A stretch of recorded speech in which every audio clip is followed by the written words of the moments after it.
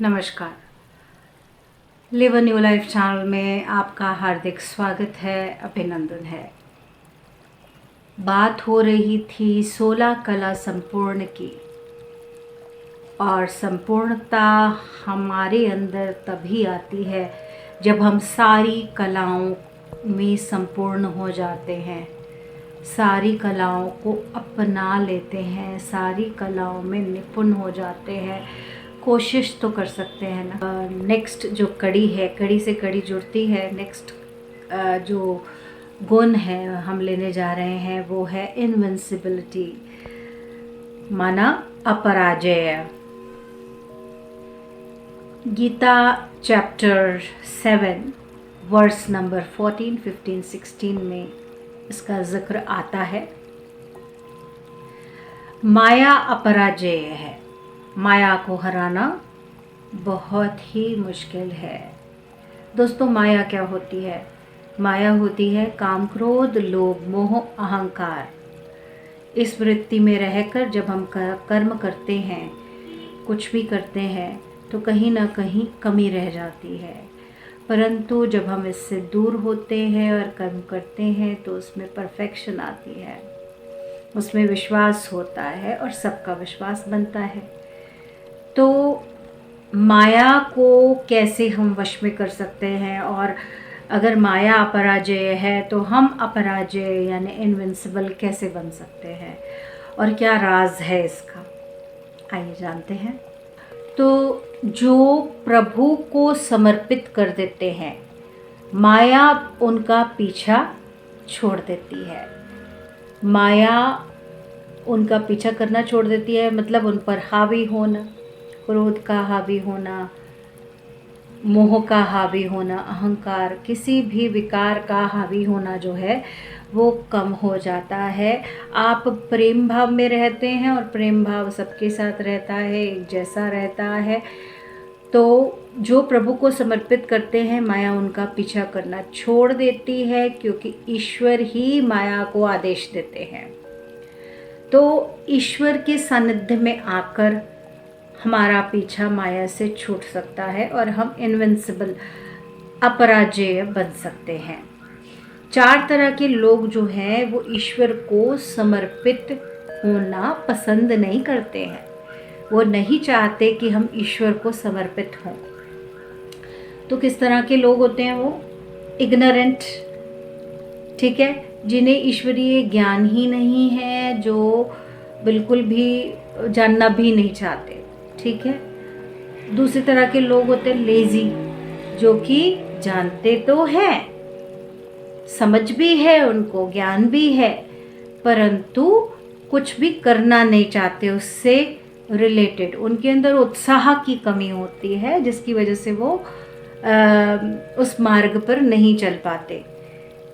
Diluted intellects, जैसे कि जिन्हें अपनी ही सेल्फ, अपनी बुद्धिमत्ता का गुमान हो, अहंकार हो, जिसके कारण वो कि ज्ञान मार्ग पे, ईश्वरीय मार्ग पर नहीं चल पाते, नहीं पहचान पाते हैं। या फिर demonic nature. Demonic nature means ईश्वर को जानते तो हैं, परंतु उस मार्ग पर चलना नहीं चाहते, उस मार्ग में कार्य नहीं करना चाहते, वो अलग ही डायरेक्शन में चल रहे होते हैं। तो और ईश्वरीय मार्ग पर चलते किस तरह के लोग हैं, कौन हैं जो ईश्वरीय मार्ग पर चलना चाहते हैं, जो कि इनविंसिबिलिटी को पा लेते हैं, या कि अपराजय की अवस्था में आ सकते हैं, या वो गुण धारण कर सकते हैं, जिसे कह सकते हैं कि कभी हार नहीं माननी। हम अपने आप को पराजित महसूस नहीं करते हैं, ठीक है। हम अपने आप को एज अ विनर महसूस करते हैं हर सिचुएशन में। तो ऐसी सिचुएशन, ऐसी परिस्थिति जो है किन लोगों की आ सकती है, जो कि ईश्वर की शरण में जाते हैं। कौन जाते हैं ईश्वर की शरण में? जो कि डिस्ट्रेस में हो, किसी तरह की परेशानी में हो, तो वो तब अपनी प्रोटेक्शन के लिए ईश्वर की शरण में जाते हैं। जैसे कि द्रौपदी गई थी ईश्वर की शरण में, जब उन्हें ज़रूरत थी तब उन्होंने ईश्वर की शरण मांगी, और ली और उन्हें मिली भी। क्योंकि कहते हैं ना दोस्तों कि जब सच्चे मन से आप कनेक्ट होते हैं तो वो कनेक्शन ईश्वर तक पहुंचता ज़रूर है, वो आवाज़ ईश्वर तक पहुंचती ज़रूर है। सच्चा मन, कोई और उसके अंदर भावना नहीं होनी चाहिए, किसी के हार्म की भावना नहीं होनी चाहिए, ठीक है। तो अब जब सच्चे मन से जब प्रार्थना होती है तो वो सफल ज़रूर होती है। पहला हो गया, जो परेशानी में इंसान है वो ईश्वर की शरण में जाता है, ठीक है। दूसरा हो गया, जो नॉलेज सीकर्स हैं, जिनको ज्ञान की प्राप्ति करनी है, जिनको ईश्वर को जानने की लालसा है कि ईश्वर हैं कौन, कहाँ रहते हैं वो, क्या करते हैं वो, क्या गुण है उनके, ठीक है। तो वो भी ईश्वर की शरण में आते हैं। The seekers of worldly possessions, जो कि दुनियावी चीज़ों को पाने के लिए ईश्वरीय शरण में आते हैं। जैसे कि फॉर एग्ज़ाम्पल किसी को घर चाहिए, या किसी को की शादी नहीं हो रही, उनको मैरिज करवानी है अपनी, या जो भी एनी वर्ल्डली पोजेशन या मटेरियल पोजेशंस, तो उसके लिए भी वो ईश्वर की शरण में आते हैं। क्योंकि परेशान होते हैं या उन्हें लगता है कि ये हमारे पास कमी है, तो उन पोजेशंस को पाने के लिए वो ईश्वर की शरण में आते हैं। परंतु दोस्तों, इन सभी सिचुएशन में ईश्वर को जो है, ईश्वर के करीब तो वो आ ही जाते हैं ना, चाहे वो जिस भी रीज़न से ईश्वरीय शरण में आए हों, ठीक है।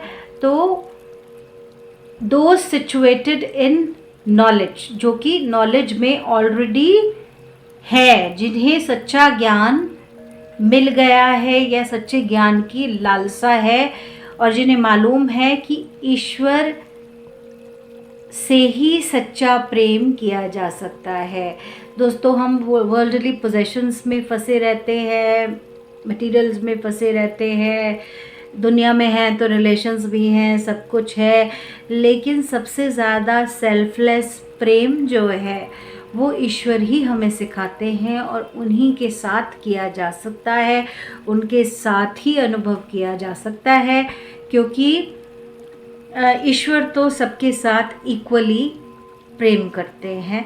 जब ये ईश्वरीय प्रेम आ जाता है तो इनविंसिबिलिटी, अपराजय की शक्ति, अपने आप अपराजय का गुण अपने आप आपके अंदर आता जाता है, और आप कभी भी किसी भी सिचुएशन में हार मानने को तैयार नहीं होते हैं, चलते जाते हैं, पार करते जाते हैं अपनी बाधाओं को। जो आपकी मंजिल है, आप मंजिल तक पहुंचते जाते हैं, और उन्हीं का साथ होता है दोस्तों।